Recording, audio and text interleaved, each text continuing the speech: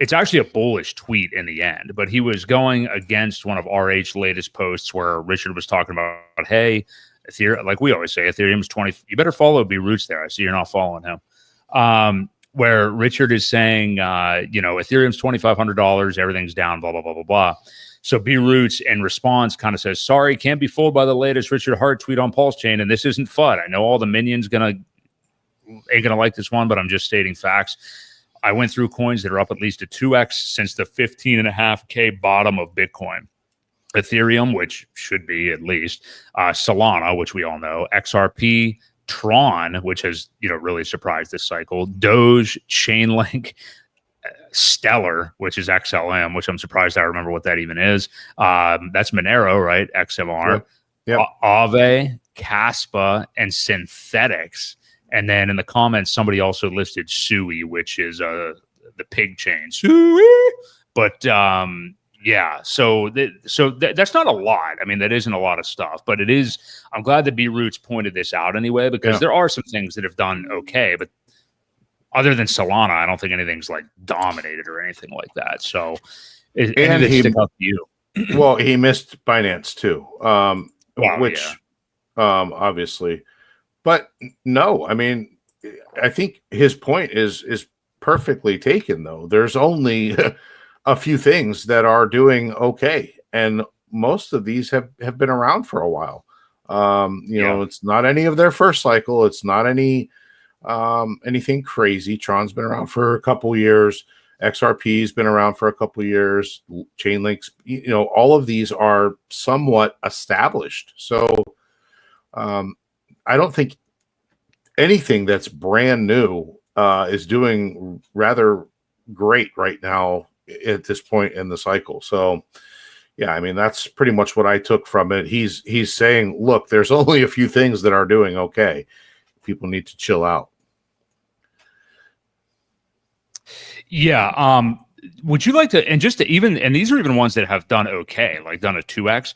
Could you go ahead? We were talking about Chainlink earlier. If you want to pull up the link chart, because we can see it and how wrecked it is, because it is one of those, has adoption. People love it. Governments want to use it. It's got the stamp of approval from probably Nancy Pelosi at this point. But yeah, I think that this is its all-time chart, I think. It put it up against, this isn't the one I was thinking of, I don't think. Well, what are you looking for? This was actually this is from 2018. Last. Yeah, okay, it is. But yeah, so it was at $50 last cycle. So it's still down. I mean, it's still down a lot. It's moved up a little bit, obviously, from its stagnation in the bear market. But I was going to say too, if you put it against Ethereum, which is what I really wanted to check, I don't know if you can easily do that or if it has. No, I don't pay for this site, so I can't share them against each other. I refuse to give TradingView any money, so. I wouldn't do it either, but it's made a nice move up, but obviously it's still down as well. But again, my point is, this is one that, like, if you want to talk about the opposite of PulseChain, this has everybody's stamp of approval. Everybody's behind it. Now, of course, there's like token unlocks and people that dump Link all the time, but it's got stuff that PulseChain may never have, like, all these exchange listings and people support it everywhere. And it's still struggling and consolidating in this range. So that was really my point. And then if there's any other that B Roots listed that you want to look at, but just to show, I mean, there's nothing that's like up only so far because of the environment that we're in, basically, that people are just not in risk on assets, and Ethereum's not doing well. So, well, to your point, Link is down 76% from its all-time high to where it's at today.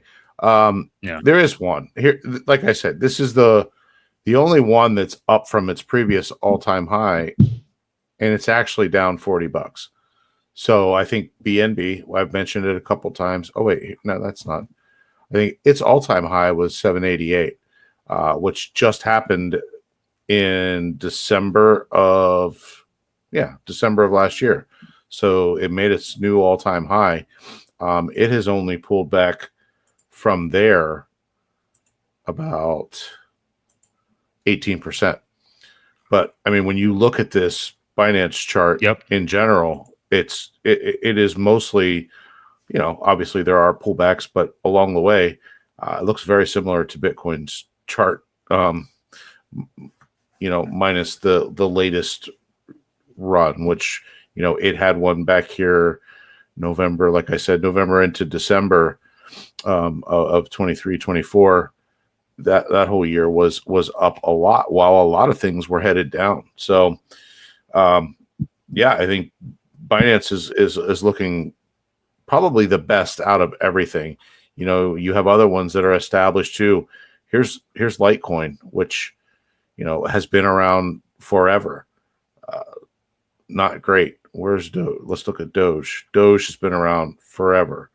A high look at Doge, because B Roots did bring that up too. So from its all-time high to today, it's down 79%. So, again, the point that we're trying to make is that everything is down except a few things. I think Ripple may be one of the only ones that has eclipsed, it tied it. It matched its previous all-time high back in 2017. Didn't do anything in 21. So that was pretty much a whole cycle that went. Now they were dealing with the SEC issues at that time as well.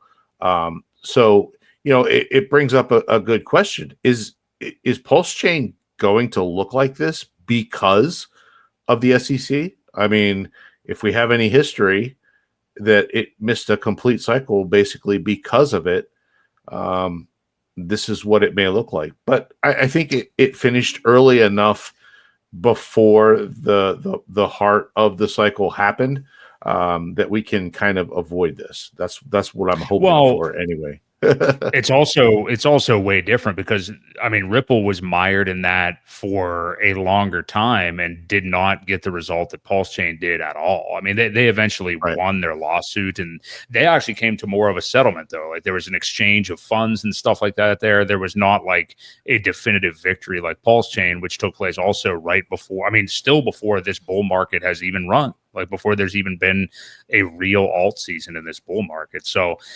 I don't know. I don't know how, and I'm not saying you can call it cope, whatever, but I don't know how comparable they are other than the fact that they both got a lawsuit from the SEC. I just don't know that it's going to be very comparable. You know what I mean? Yeah. No, I hear you. Cornelius, if there's something I don't like at all, I'm happy to tell you. If I don't know much about it, though, I'm going to stay neutral because I don't like to talk badly about things I just don't know about. I don't think it's fair of me to give an opinion on some of these tokens or communities that I know nothing about. So that's kind of my stance on that. But if there's something like PDI that I'm really not a fan of at all, I'll definitely let you know. Yeah, I don't agree with his opinion, but that's the other thing too. I don't want to say anything concrete about any of these tokens, but I'll say what I know anyway. And the charts are not doing well, and I do know that there's not a community like there is with PulseChain and Hex around this stuff that we're looking at right now. It's literally factual, so it can't really be debated. I don't think. Yeah, I think the reason for our showing these charts are just to show you guys that we're not here. We're not alone when we look at our charts for PulseChain and everything's down and everybody says how bad we're doing. We're trying to paint a picture here that we're not the only ones. And this is crypto market in general for the majority.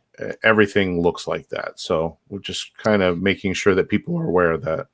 And something I failed to say at the end of that B Roots post, he actually was highlighting my point of this is also that PulseChain is still the opportunity. Like that, he said I'm all about truth. There's FUDing and then there's truth. PulseChain is not even close to competing with the market. Throw out Ethereum, it's not even in line with the market. I don't know about that. He only listed 8 coins that are up right now. But let's not act like the market is wrecked. They aren't killing massive gains, but they aren't down.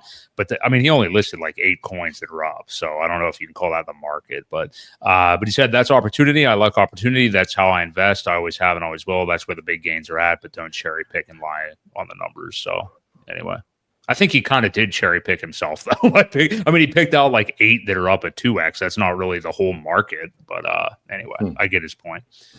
So give him a follow, Ewok. So actually, don't just give him a follow, subscribe. No. Okay. I know you want that Teddy Alpha. Anyway, so that's where we're at. Did you have any final thoughts on any of those other shit coins? I don't believe so. I think I've gotten rid of most of the shit coins that I hold, other than I have a very few. I think I might have some Chainlink somewhere. I might have some Monero somewhere. Yeah. But yeah, when the PulseX sacrifice happened, I gave up a bunch of BNB, a bunch of Ripple, a bunch of Tron, bunch of things. So cleaned out all the loose spare change. That BNB I looked at, it was kind of, I think I gave up about 20 of those. So kind of disheartening to see that it's up the way it is. But hey, you should have held on to it. Should have held on to that. Should have held on to all of it actually in DCA now or something. So maybe.